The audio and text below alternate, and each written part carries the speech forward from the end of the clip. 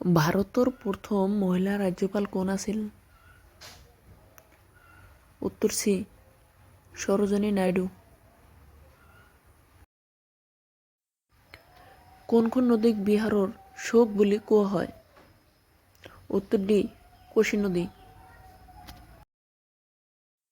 সৰ্বাধিক সংখ্যক ৰাষ্ট্ৰীয় উদ্যান কোন ৰাজ্যত অবস্থিত? উত্তৰে মধ্যপ্ৰদেশ। তিব্বতৰ চাংপো নামৰ নদীখন কোনখন? উত্তৰ চি ব্ৰহ্মপুত্ৰ। তাজমহল কোনখন নদীৰ পাৰত অৱস্থিত? উত্তৰ ডি যমুনা। আইপিৰ সম্পূৰ্ণ নামটো কি? উত্তৰ বি ইণ্টাৰনেট প্ৰটোকল। কোন দিনে গণতন্ত্ৰ দিৱস পালন কৰা হয়? উত্তৰ এ 26 জানুৱাৰী। কোন বছৰত দিল্লীক ভাৰতৰ ৰাজধানী কৰা হৈছিল? উত্তৰ চি 1911। 30 জানুৱাৰীত কোনটো দিন উদযাপন কৰা হয়? উত্তৰ এ শহীদ দিৱস। জয় জৱান জয় কিষাণ স্লোগান কোনে দিছিল?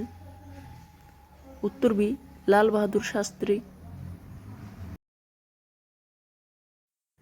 ৰাষ্ট্ৰীয় সংগীত জন গণ মনৰ লেখক কোন আছিল? উত্তৰ এ রবীন্দ্রনাথ ঠাকুর।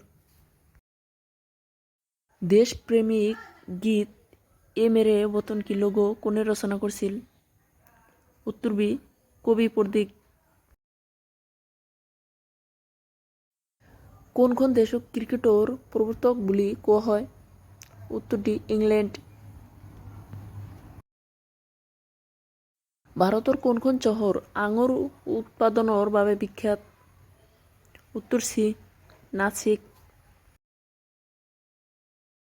হকী দলত কিমানজন খেলুৱৈ থাকে?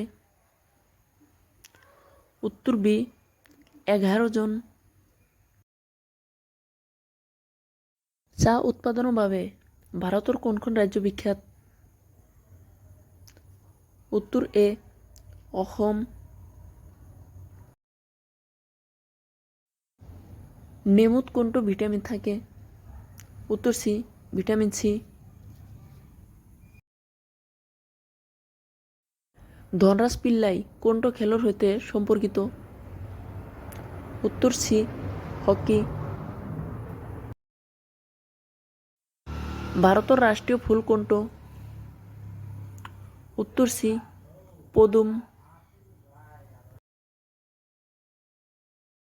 আমেৰিকা যুক্তৰাষ্ট্ৰই কেতিয়া জাপানৰ ওপৰত পাৰমাণৱিক আক্ৰমণ চলাইছিল? উত্তৰ বি 1985 চনত।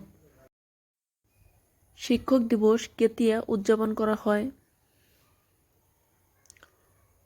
উত্তৰ বি 5 ছেপ্টেম্বৰ।